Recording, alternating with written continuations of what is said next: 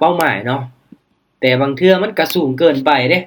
ต้นทุน10เหรียญอยากได้กำไร40-50เหรียญเลยเนาะมันก็หลายเกินไปโอเคสบายดีที่ไม่ได้เข้ามาเด้อสบายดีทุกคนเนาะ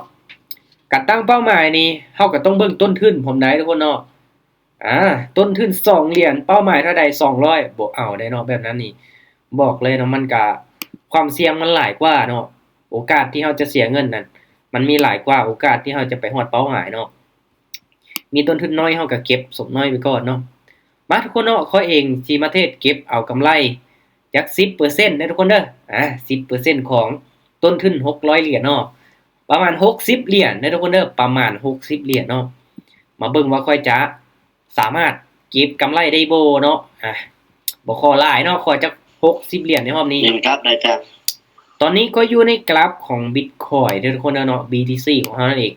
เนาะตามที่เบิ่งมันเป็นแนวโน้มขาขึ้นกะค่อนข้างงามอยู่ได้Bitcoin งามอยู่ได้ช่วงนี้นะมา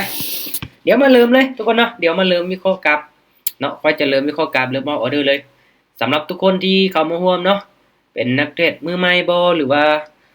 คนที่ว่า ก็เริ่มต้นหั้นนะทุกคนเนาะเบิ่งค่อยเทรดเอาก่อนเนาะเบิ่งค่อยเทรดเก็บกำไรก่อนก็ว่าเรื่องได้เสียนี่บ่มีไผฮู้อนาคตเนาะทุกอย่างมันอยู่บนพื้นฐานการวิเคราะห์ทุกคนเนาะเฮาก็วางแผนมาเนาะตั้งเป้าได้เป้าเสียเนาะกำไร60เหรียญเนาะถ้าว่าพลาด5ไม่ติดค่อยจะพักมื้อนี้เนาะค่อยเทรดเทรดที่คลิปนี่แหละเนาะเทรดว่าสิเอากำไรจัก10%เนาะ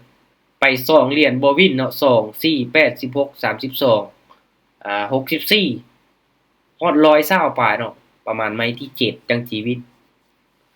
เพราะว่าอาศัยในการกู้เงินเด้เนาะเฮามีต้นทุนหลายเฮาต้องเดือนให้เป็นเนาะมาทุกคนเนาะ ก็จะเป่าเด้อละ15เหรียญเด้อสำหรับทุกคนที่เข้ามาร่วมเนาะไผที่อยากเทศตามได้ส่วนได้เด้อทุกคนเด้อโอเคออเดอร์แรกขายเด้อออเดอร์แรกขายเด้อทุกคนเด้อและไผที่อยากเทศตามค่อยทุกคนเนาะให้วิเคราะห์ไปนำกันเฮาวิเคราะห์ตรงเฮาจังออกตามเนาะวิเคราะห์ตรงแล้วจังออกตามเนาะวิเคราะห์บ่ตรงแล้วก็ส่วนได้เนาะหลักๆเนาะต้นทุนของเฮาก็ต้องมั่นใจเนาะมั่นใจในตนเองเนาะโอ้คิดว่ามันสิสลับเด้ทุกคนแท่งนี้คิดว่าสิสลับลงมาแดงคือแท่งนี้เนาะโอ้เป็นแนวโน้มขาขึ้นคักแท้โอ้จวดเลยทุกคนเนาะป๊าตโอเคออเดอร์แรกนี่ยังบ่หมานทุกคนเนาะบ่วิน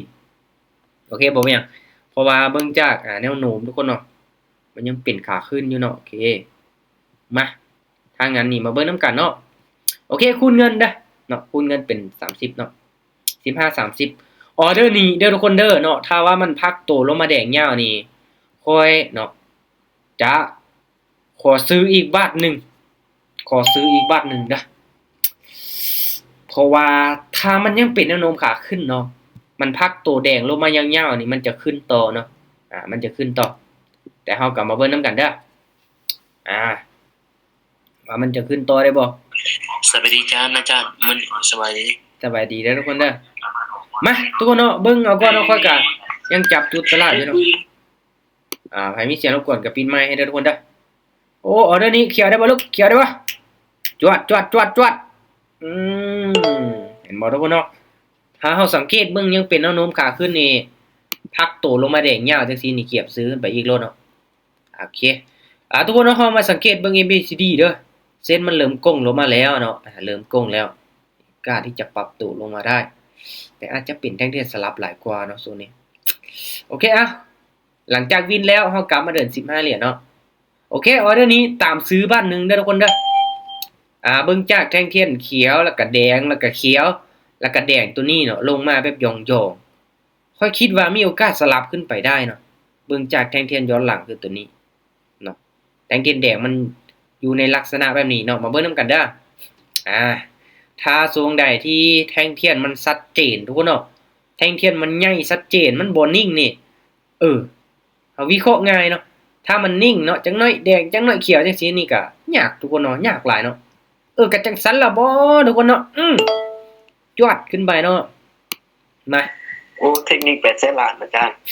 เทคนิค8แสนล้านของเทรดเดอร์เจมี่เนาะได้ยินแต่เทรดเดอร์เจมี่ล่ะพาว่า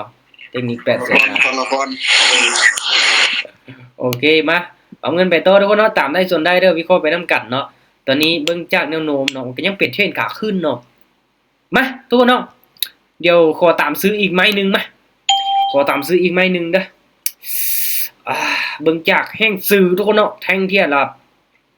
มันยังยวดขึ้นไปอยู่หั่นน่ะเนาะบ่กล้าส่วนเทรนทั้งหมดเลยเนาะจนกว่าอินดิเคเตอร์2เส้นตัวนี้จะห่างออกจากกันเนาะแท่งเทียนมันขึ้นไปสูงๆเฮาจะขายเนาะแต่ว่าตัวนี้มันยังก่อโตขึ้นไปเนาะมีโอกาสเป็นเขียวได้เนาะแท่งนี้ก็เขียวแท่งนี้ก็เขียวแท่งนี้ก็เขียวออเดอร์นี้แดงออเดอร์นี้เขียว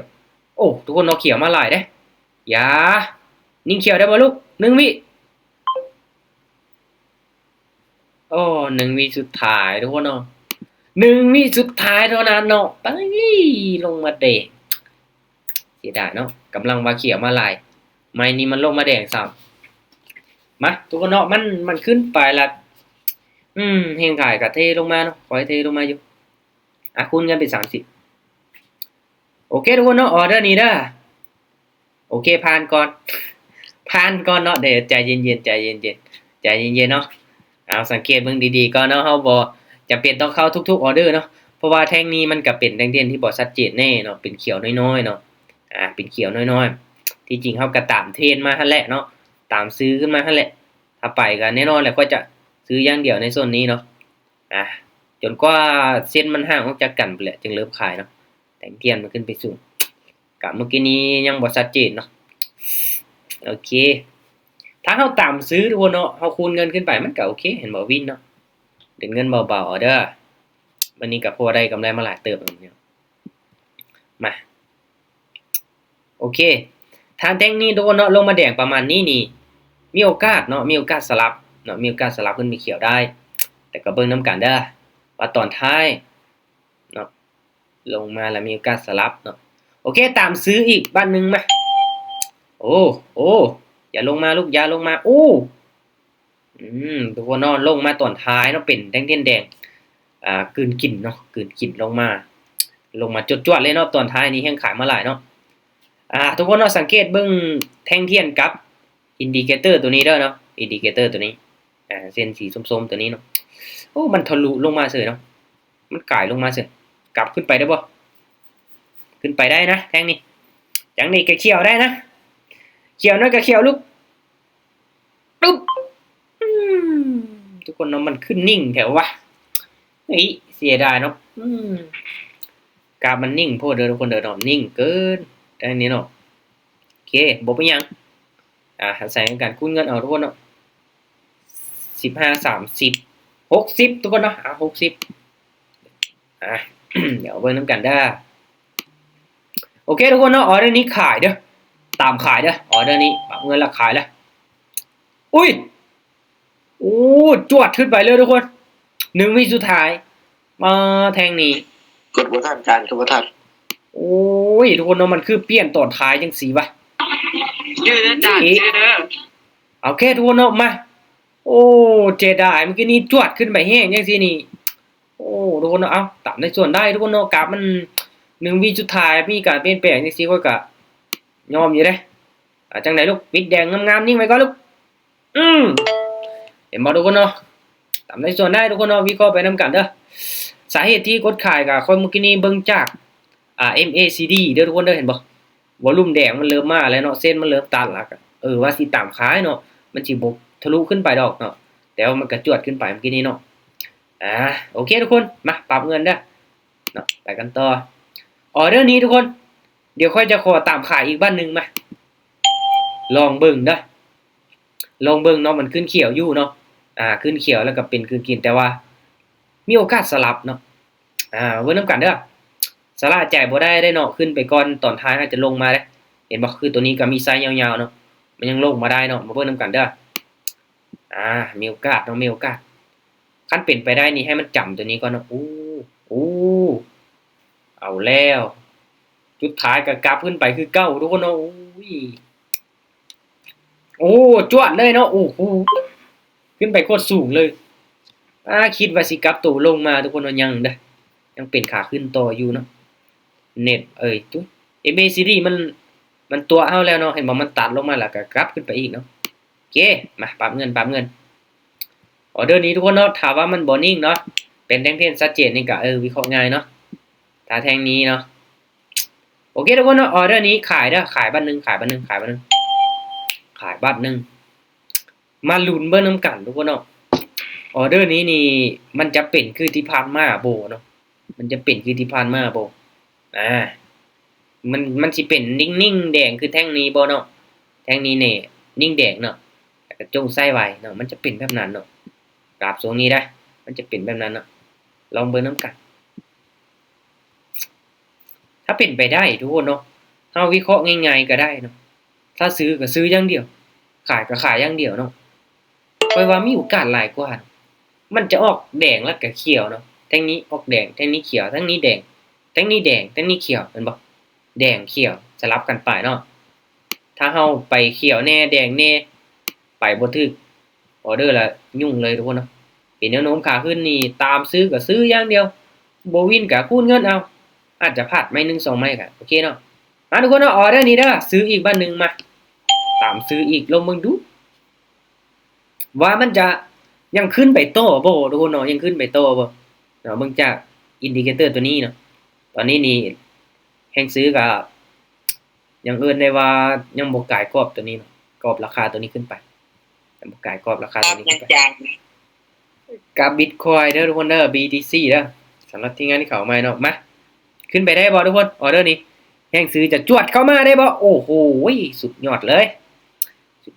ทุกคนเนาะสุดยอดเลยน่านเห็นบ่ลายมันเนาะ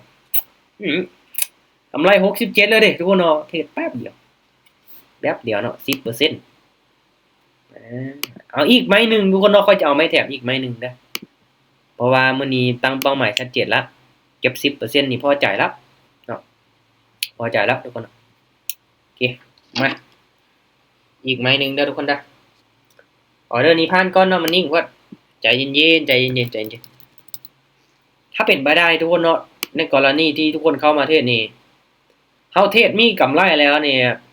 อย่าอยู่กับมันดนเนาะทุกคนเนาะเทศมีกำไรแล้วก็พักเลยไปเฮ็ดนั่นเฮ็ดนี่เนาะหลังจากนั้นก็ตลาดงามๆเลยเข้าไปเทศมีกำไรแล้วก็พักเลยเนาะเอาแบบง่ายๆเลยเนาะการเทศเนาะคันช่วงใดที่เฮาอยู่กับกราฟเหิงเนาะอยากเทศตลอดเนาะติดเทศตลอดในช่วงนั้นนี่จะเสียเงินเนาะสำหรับคอยเราค่อยเป็นแบบนั้นเนาะถ้าว่าเฮาเทศวินแล้วเฮาไปเฮ็ดนั่นเฮ็ดนี่แหละสบายเนาะชิวๆเลยลบ26ว่าซั่นบ่ว่าเทศนำคอยว่าลบ26นี่ตามเป้าจาก3ไม้จบถ้าว่างบ26โดนเนาะเดินเงินบ่เป็นนี่ลบเนาะค่อยพลาดแต่2ไม้เห็นบ่ถ้างบ26ไป1เหรียญ3เหรียญ7เหรียญก็วินนะเด้เนาะพลาด1พลาด3พลาด7วิน7แล้วก็ได้แล้วเนาะโอ้ออเดอร์นี้ผ่านก่อนทุกคนเนาะลืมเบิ่งมาเอาอีกไม้นึงทุกคนเนาะอีกไม้นึงเด้อถ้าวินอีกไม้นึงเนาะเฮาจะพักเด้อถ้าวินอีกไม้นึงเฮาจะพักเด้อเพราะว่าเขาเองได้กำไรมาหลายแล้วมื้อนี้เนาะบริหารทุนเด้อทุกคนเด้อเนาะการบริหารทุนนี่สำคัญเด้อเนาะเผื่อเฮาพลาดฮอด4ไม้5ไม้เฮาไปวินไม้ที่5ไม้ที่6เนาะเฮาจะมีกำไรได้ไทม์เฟรม30วินาทีเนาะ30วินาทีอีหยังก็เกิดขึ้นได้1วิ2วิก็เกิดขึ้นได้เนาะถ้างั้นการบริหารทุนนี่แหละสำคัญเนาะช่วยเฮาได้อย่ามั่นใจเนาะมั่นใจโอ้ไม้นี้มั่นใจออกอินเลย 100% เลยเนาะจังได๋ก็วินคือว่าพลาด10ออเดอร์ติด11ออเดอร์นี่ควรเฮ็ดแนวใดดีโอ้โหพลาด11โอ้สู้กับตารางพลาด10 11นี่เบิ่งจากเทคนิคเฮาคือเนาะจะได้ว่าเทคนิคนั้นนี่อัตราการชนะมันบ่มีเลยเนาะเฮาก็ต้องได้เปลี่ยนเทคนิคโอเคทุกคนออเดอร์นี้ซื้อเด้อออเดอร์นี้ซื้อเด้อจัดซื้อขึ้นไปเนาะออเดอร์นี้จัดซื้อขึ้นไปมาถ้าพลาดกันนั้นล่ะเบิ่งที่เทคนิคได้เนาะเทคนิคที่บ่มีอัตราการชนะฮอด 60% ขึ้นไปนี่เฮาก็ควรที่จะบ่นำใช้แม่นบ่ถ้างั้นนี่โอ้พลาดไป10ไม้พลาด10ไม้นี่บ่มีอัตราการชนะเลยนี่ก็บ่เอาเนาะทุกๆเทคนิคมันก็สิมีนั่นแหละเนาะช่วงที่อัตราการชนะมันสูงเนาะคูณเงินฮอด10ไม้เด้อจานส่วนเด้อโอเคตามได้ส่วนได้ทุกคนเนาะอ้าวบ่วิน3ไม้นี่โอ้ลงมาแดงซิเนาะแทงเทียนโดจิจังซี่เนาะอาจจะเป็นจุดกลับตัวได้อาจจะเป็นจุดกลับตัวโอเคมาคูณเงินเนาะวินอีกไม้นึงเด้อทุกคนเด้อวินอีกไม้นึงเราจะพักเนาะ อ่ะกำไรก็ตามเป้าแล้วล่ะเนาะเฮ็ดมีกำไรแล้วก็ค่อยๆบริหารไปคันว่าเปลี่ยนเทคนิคยังพาสิบไม่ติดแล้วทำบุญเด้อเนาะทำบ่มานละโอเคซื้อเด้อออเดอร์นี้ซื้อเด้อจัดซื้อขึ้นไปเด้อทุกคนเด้อจัดซื้อขึ้นไปเด้อมาออเดอร์นี้ลองตามซื้อขึ้นไปอีกเนาะเบิ่งจากแจ้งเทียนแดงที่ลงมาเนาะแล้วก็มันยังขนานกันขึ้นไปมาเบิ่งนํกันเด้อว่ามันสิขึ้นไปได้บ่บ่ว่าสิกลับตัวลงมาไวแท้ลูก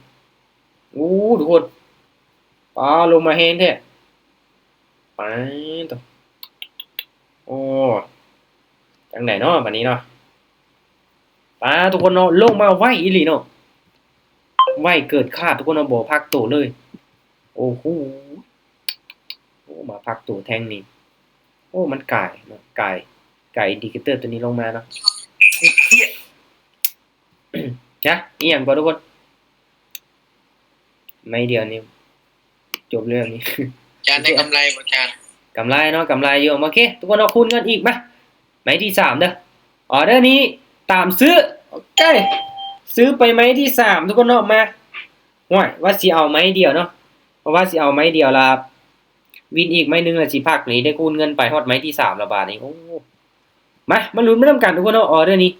ยังซื้อก็เข้ามาแทรกเนาะตามซื้อไปเนาะออเดอร์นี้ก็แดงออเดอร์นี้ก็แดงออเดอร์นี้ก็แดงแดงมาหลายแท้เนาะขึ้นไปได้บ่แท่งนี้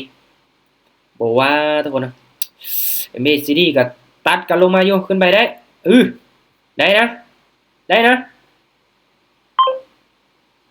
บ่ได้ทุกคนเอาแล้วบาทนี่ค่อยว่ามันบ่แม่นล่ะจากที่มีกำไรทุกคนเนาะเอาดีๆได้เนาะมาสิพลาดนี่บ่ได้เด้ทุกคนเนาะปรับตัวลงไว้เดี๋ยวว่าBitcoinเนาะบ่เป็นหยังกำไรเฮามันยังมีอยู่มาโอเคทุกคนเนาะเอาคูณเงินเป็นกรณีศึกษาออเดอร์นี้ผ่านก่อนเด้อออเดอร์นี้ผ่านก่อนแสดงว่ามันเริ่มกลับตัวเป็นขาลงแล้วเนาะคอยละอุตสาห์เบิ่งจากอินดิเคเตอร์ตัวนี้เนาะยังบ่ขนาดกันลงมาเนาะก็เลยสิขอซื้ออย่างเดียวเนาะออเดอร์นี้บ่ได้ซื้อนะแต่ขอเบิ่งก่อนเนาะ MACD ลงมาแดงวอลุ่มแดงโอเคบ่เป็นหยังปกติทุกคนเนาะเขาจะโล่จนกว่ามันเส้นตัวนี้โก้งๆลงมาเขาจังตามขายเนาะแต่ว่าออเดอร์นี้ก็ลงมาแดงอย่างเดียวเนาะออเดอร์นี้ทุกคนเนาะเป็นออเดอร์ที่4เด้อเมื่อกี้นี่คันเฮาตามซื้อก็วินเนาะออเดอร์นี้มาคันต้องเอาออเดอร์เน้นๆเนาะ120เหรียญเนาะยังมีโอกาสอีก2ไม้เนาะมีโอกาสอีก2ไม้ทุกคนเนาะโอเคทุกคนเนาะตามที่เบิ่งเนาะโอเคออเดอร์นี้ทุกคนเนาะค่อยจะตามซื้อเด้อตามซื้อมามีโอกาสสลับได้เนาะมีโอกาสสลับได้ตามที่เบิ่งแท่งเทียนแล้วก็เบิ่งจากอินดิเคเตอร์ที่ยังบ่ทันได้ตัดเนาะมันยังโก้งซื่อๆเนาะมันยังบ่ทันได้ตัดลงมามาลุ้นมานํกันว่ามันสิเป็นไปตามที่เฮาวิเคราะห์บ่ลุ้นมานํกันทุกคนเนาะเวลายังอยู่เอาล่ะบอกว่าสีลงมาแดงเสยขึ้นได้นะแทงนี้จะมันสิเฮ็ดเส้นละตารางนี่วินเด้อทุกคนเด้อบ่เฮ็ดเส้นเอาล่ะวินไหมที่4เนาะเบาๆโอเคเนี่ยหลักการบริหารต้นทุนทุกคนเนาะโอเควินไปเนาะกำไร76ทุกคนนะบวกมาหน่อยนึงโอเคทุกคนเนาะก็ถือว่ายังอยู่ในแผนเนาะถึงว่าจะพลาดไป3ไม้เห็นบ่เนาะต้นทุนของเฮาสามารถคูณได้ประมาณ5ไม้เนาะเฮาก็มีกำไรเนาะเฮาบ่พลาดตามแผนเด้ถ้าทุกคนมีงบประมาณ50เหรียญบ่หรือว่า20เหรียญเนาะทุกคนก็ไป1เหรียญก่อนไม้แทมิดเนาะพลาด1เฮาก็คูณเป็น2พลาด2เนาะเฮาก็คูณเป็น4พลาด4เฮาก็คูณเป็น8พลาด8แล้วคูณเป็น16เนาะประมาณ5ไม้นี่ถ้าเฮาบ่พลาดฮอด5ไม้ติดนี่มีกำไรแน่นอนถ้าพลาดฮอด10ไม้คือว้าวนี่จะแสดงว่าเฮานี่บ่มาแล้วเนาะต้องได้ไปทำบุญครั้งใหญ่ล่ะโอเคทุกคนเนาะสำหรับรอบนี้ก็เองมีกำไรมา76เหรียญได้เนาะบวกมา 18% ตามที่วางแผนไว้ก็แนวนี้แหละทุกคนเนาะจานหาเข้าดิจานก็เข้าบ่ทันแล้วที่ค่อยสิพักแล้วนี่เนาะกำไรตามเป้าเลย คือเข้ามาช้าแท้มื้อนี้อืมตามเป้าแล้วเด้อทุกคนเนาะก็บริหารต้นทุนไปนำนี่แหละทุกคนเนาะบริหารต้นทุนไปนำนี่แหละ15 30 15 15 30 60วิน15 30 15เนาะ15 30 60 120เนาะวินเนาะทุกคนเนาะมีกำไรเด้อมีกำไรอยู่น้อยหนึงเนาะต้นทุน600บวกมา76เพียงกำไรทุกคนเนาะเฮาก็เอาให้มันเหมาะกับต้นทุนเนาะจัก10%เนาะ10% 20%ก็ถือว่าโอเคแล้วเนาะเห็นบ่กำไรมาหลายอัตราชนะน้อยเนาะแต่ว่ากำไรมาหลายโอเคอาศัยในการบริหารต้นทุนโอเคทุกคนเนาะสำหรับเฮานี้เฮาพักก่อนเนาะไว้เป็นมื้ออื่นเด้อเนาะขอบใจทุกคนที่เข้ามาร่วมเนาะตั้งใจศึกษาทุกคนเนาะทุกๆการลงทุนมีความเสี่ยงเนาะทางนั้นก็ให้เฮาศึกษาหาความรู้ดีๆบ่ว่าเทคนิคใดก็ต้องได้ฝึกฝนเนาะให้เฮารู้จุดแข็งจุดอ่อนของมันเนาะแต่ละเทคนิคบ่มีดอกมันสิชนะวินรั่วๆตลอดบ่มีเนาะมันก็มีช่วงตลาดที่เขาได้ตลาดที่เขาบ่ได้เนาะทางนั้นก็นำใช้ให้เป็นนำใช้ให้ถึกช่วงของตลาดทุกคนเนาะโอเคผลตอบแทนที่สูงย่อมมาพร้อมกับความเสี่ยงที่สูงเด้อทุกคนเด้อทุกๆการลงทุนมีความเสี่ยงเนาะศึกษาหาความรู้ดีๆเนาะโอเคเอาบ๊ายบายทุกคนเนาะเจอกันใหม่มื้ออื่นเด้อ